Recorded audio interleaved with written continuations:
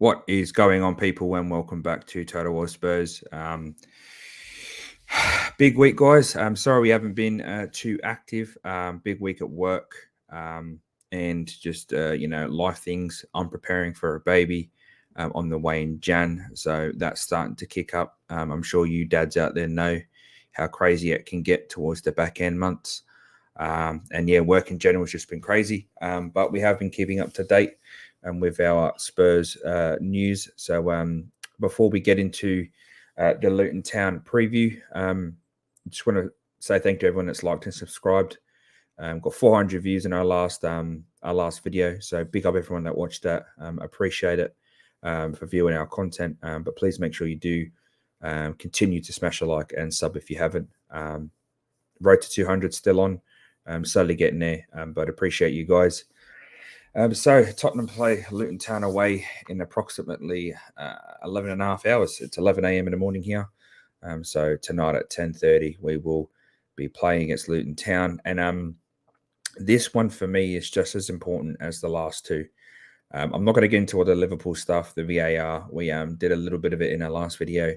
I know a lot of stuff's happened with Klopp coming out saying he thinks the replay should go. Whether you take that into context of what he says after or not, it doesn't really matter.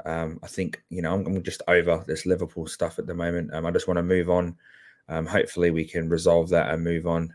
But I do understand the Premier League and the PGMOL, really do need to establish a sort of system to fix this. But I'm just sick of hearing it. I think everybody but Liverpool fans are sick of it. And not all Liverpool fans. There's a lot that I have spoken to in my day-to-day life that kind of understand where we sit as Spurs fans, and I can sympathise with them. But some people just go over the top. But yes, we go away to Luton Town, and like I said, this for me is a very, very important game. This is a role reverse of what we've had the last 2 weeks, where we are the favourites, and in the past Tottenham hasn't done really, really well in taking down the underdogs when they're the favourites after being the underdog themselves.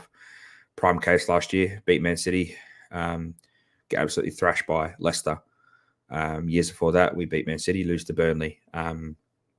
It's quite poor. The way we go to other teams, especially lesser teams that have a low block, that decide to, well, not lesser teams, but teams that aren't predicted to win, that they come in with a low block and we don't know how to break them down, and we ultimately switch off at the back, and they end up scoring and either drawing or winning a game. We haven't done too well in terms of breaking down those low blocks, and I feel like Luton Town only one win in 5. I think they got 5 points. Sorry, 1 win in 7, and they beat Everton 2-1 2 games ago. But they just recently lost to Burnley 2-1, and they are tipped to go down. But bar all that, the reason why I think this is important is because this could set the precedence. We've had 2 tough games, come out of it with 4 points, albeit with all the stuff with VAR.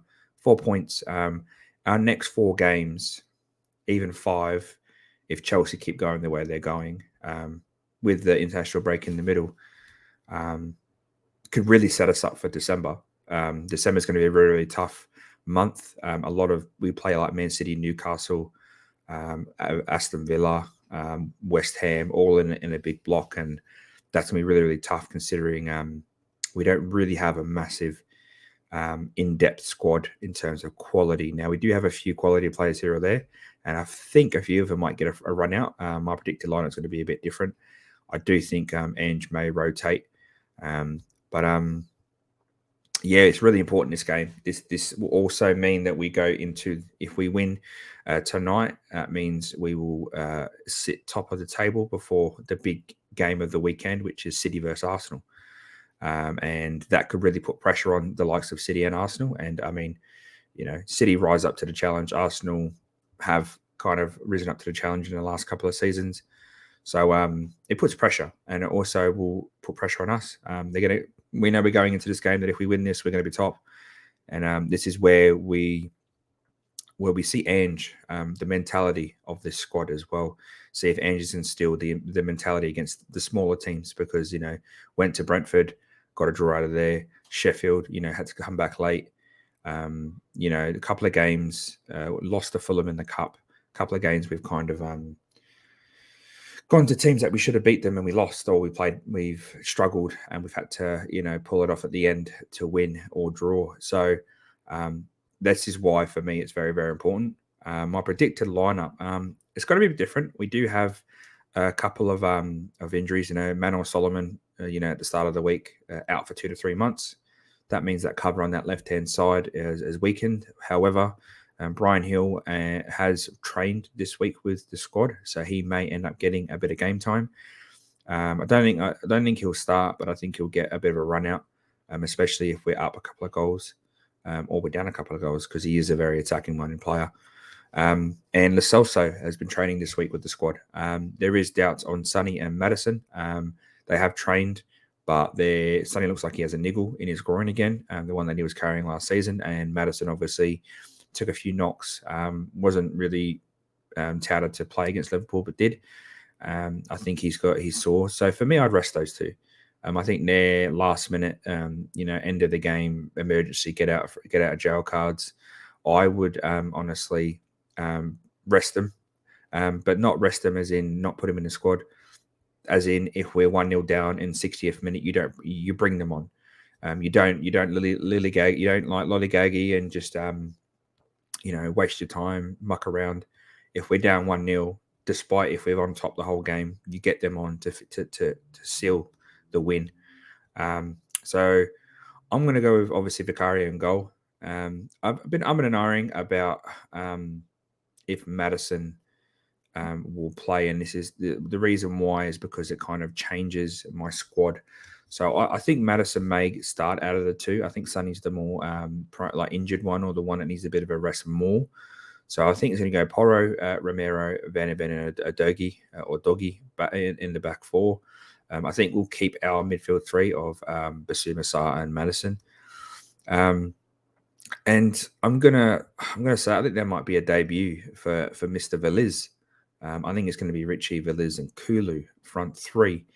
The reason why is Brennan Johnson is training light, but he won't be back fully fit till after the international break, which is after this weekend. And obviously with Solomon out and Perisic out, the only player that can play on that left-hand side apart from Sonny is Richie. So I think Richie will play on that left-hand side. Veliz may get a start. If he doesn't, I think he'll come on 60th minute. Ange might even start, Hill on that left-hand side, being that Hill, I think Hill is an Ange Postecoglou type of player. There is a cut, but I think Maddison will start, and I think we'll see Richie, Veliz, and Kulu up front. Big ups to a few of the boys. I think Dorrington, Gunter, Phillips, and Donnelly all made the England under-19 squad, so big up to them. Not sure about Alfie Devine or Dane Scarlett, but our four boys in the I think under-21s are creaming it there, 8 from 8. And they absolutely slapped Chelsea 4-2. Donnelly looked amazing, and same with Diego Santiago, and we may end up seeing them in the squad this week. I don't know who you would bench or send down to the lower teams in replacement of those guys, because we do have a few senior players there, but like the likes of Lo Celso, Skip, Højbjerg that can play in those roles. Dyer with the centre back, but Postecoglou has proven that he's willing to take these guys. He took Donnelly to Liverpool, so on the bench. So you never know, guys. It is Luton Town. They are predicted to drop out the league, and they aren't doing too well. They got a good win against Everton, but Burnley put them back in their place.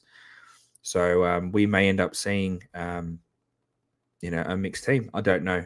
For me, it'd be nice to see Ange mix it up, but I don't want to see Fulham where the whole team changes and then it's a scrap to try and win, and then we end up, failing, especially at the first hurdle. For me, the pressure's going to be on. I do want to go with a majority first 11, as in it's an international break. So, they are going to get a good rest after this.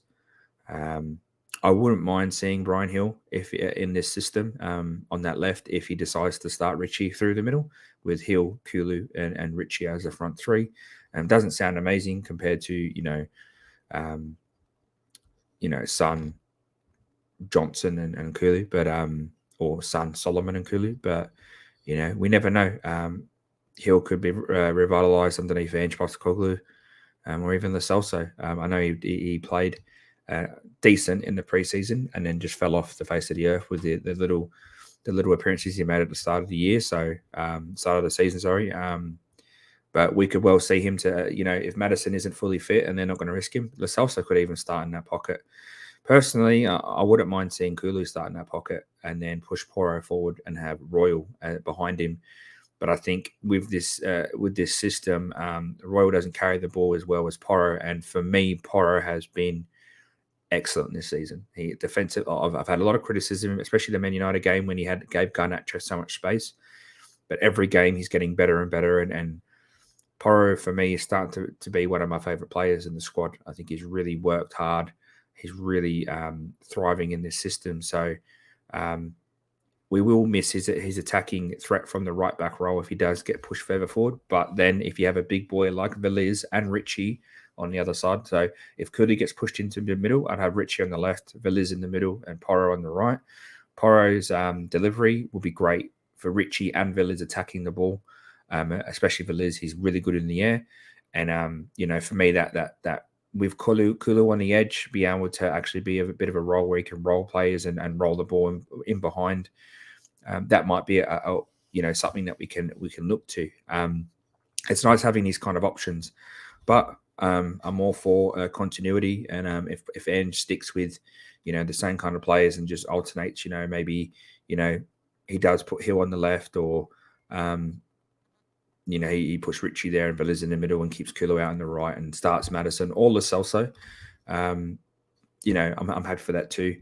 I do think we're gonna go comfortable 2-0, 3-0 win. However, we do have to be careful. I'm predicting a win because I think we can do it. I think the mentality of this squad has changed, but we'll see if it has tonight. Let me know down below, guys, what your predicted lineup is and the score line you think is gonna go down tonight. We will be doing a little slight change in our show. We usually do our shows at 10 o'clock, 10 p.m. Australian time, or it's actually changed now. It's actually 12 in England now because our clocks went forward. So we're now 10 hours ahead instead of 9 until daylight savings happens. Then we'll be 11. So our show will now be half an hour after the game. We're going to do a live match reaction. And if you guys are live and you guys want to have your say, and we might even get a few guys on that will be on the Hotspur Hood straight after the game, about half an hour after the game, give us boys times to collect our thoughts, and then we'll get straight into the show. But please, guys, like I said before, make sure you do smash a like and subscribe if you haven't already. Road to 200. Appreciate you all. Make sure you take it easy, guys.